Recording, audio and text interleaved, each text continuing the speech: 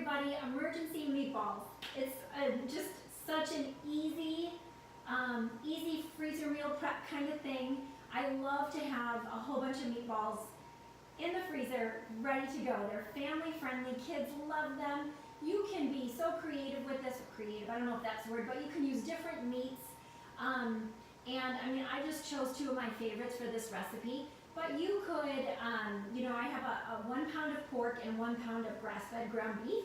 You could do 2 pounds of pork. My kids love pork, so they probably prefer me do that. You could do 2 pounds of ground beef. They're going to be a little tougher, potentially more like burger consistency. Or, ground turkey, ground chicken. Play around with it. You can play around with the spices. That's what I love about these. You can try different kinds, but the bottom line is we're busy.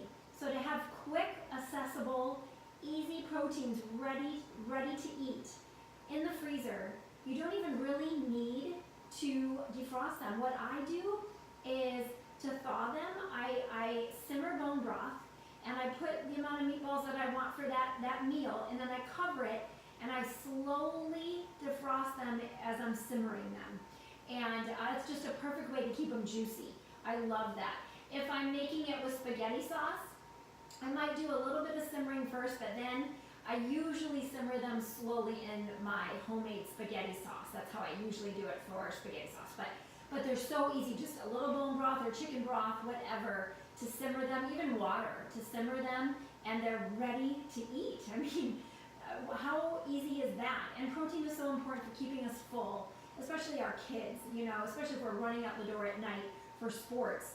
You make them a grilled cheese sandwich, that's not going to last very long. You need that protein. So here's an easy option for you. So these are already done. I like to do 1/3 of a cup, which you'll see in the directions.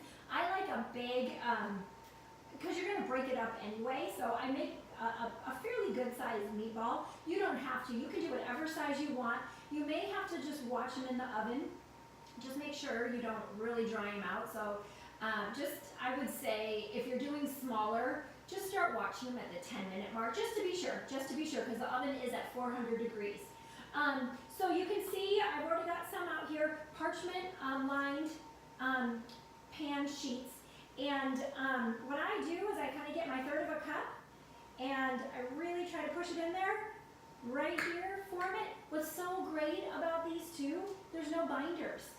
There are no binders, so they're egg-free and breadcrumb-free, so that means they're gluten-free, they are Whole30, and they're paleo.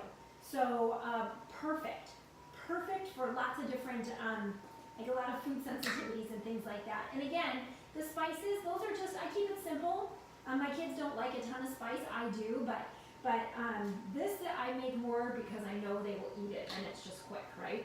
This one's gonna be a little smaller, which I'll have to watch that one. But let me see, I wrote a couple notes here. Just want to make sure I don't, when you have all the meat in your bowl, okay, 2 pounds of meat, if you're using ground beef, do not play with it too much. Do not over mix it. That can make the meat tougher. That's one reason why I like to take, because I like grass-fed ground beef. My husband likes it, my kids like it, but I like to add pork to it because pork is tasty and it's lighter. So they mix really, really well together. Ground turkey would be lighter too. So mix them up just like this. Make sure it's going to be a little messy, and you're going to put this in the oven. I just 15 to 20 minutes if you do the 1/3 cup size, okay? Now, actually, because I'm hungry, I might eat a couple of these for lunch. I'm going to finish. Let me get these in my oven.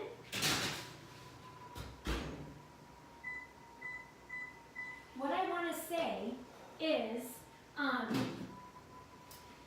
when they come out, if you're going to freeze them, what you need to do is put them, so what you're going to do is keep them on your pan, put them on a cutting board. This is a little bit difficult, but they need to first come to room temperature, so leave them out, room temperature. Then you want to put them in your freezer for about an hour, flat on some type of pan. That's the pain. That's the only part that's a little frustrating. But about an hour, just kind of like flash freeze them. Then you can put them into a plastic baggie and kind of they won't stick together. and just in rows. Make sure they'll last about 3 months in the freezer, so make sure you mark it all on your plastic bag. But you got to do that flash freeze part of the steps so they don't stick together. Okay. All right. So I usually do about 9. No, I might do 12. I've never counted them, how many rolls I can get. But and then I lay the bag flat, get all the air out, seal it. I lay it flat until it's really frozen, and then I might throw it around as I make room for other things. And then again, when you're ready to use them, you can put them in the fridge the night before, so they thaw themselves, or you can simmer them really slowly in water, broth, or like a spaghetti sauce, on very low temperature with a cover on. And they are ready to go. I mean, there's so many uses for this quick protein. So, you could even, for the kids, you could even make up some noodles, Parmesan, buttered noodles with this, whatever. You can break it up. I sometimes just add a little bit of cheese in there with buttered noodles and let the cheese melt, put the meat in, mix it up, eat, and off we go to sports. So I hope you enjoy. I hope you make a point to get these in your freezer soon. You will love that you took the time to do it and the effort that it takes, which isn't that bad. And you're going to have emergency protein a lot of times. And it's family friendly. So I hope you like it as much as I do. All right, guys, enjoy. Bye-bye.